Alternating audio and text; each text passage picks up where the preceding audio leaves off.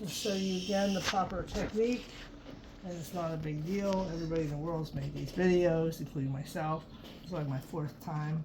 Okay, so you take your little plate, you take your little dumpling and your Chinese soup spoon. You take a little bite.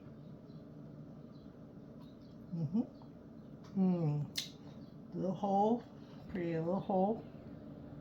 This is pork dumpling. You take a little bit of the, now some people suck out the soup.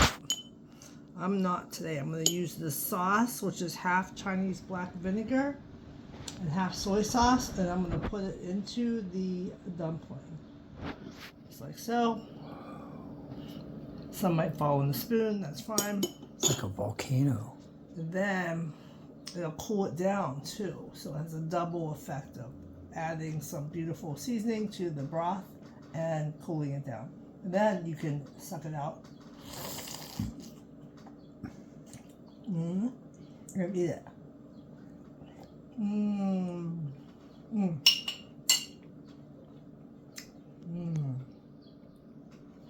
So good. These aren't homemade. These are from the frozen section. But At the Asian market. at the Asian market, Oriental market. But I actually can make homemade. It's tricky. All right. Have a great Sunday. Bye. All right. Here's what the package looks like.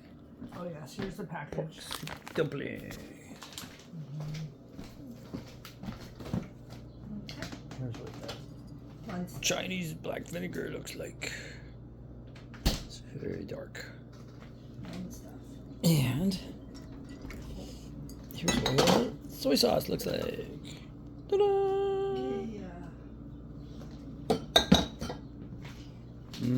This is good. It's too hot to cook steam stuff instead of turning the oven on.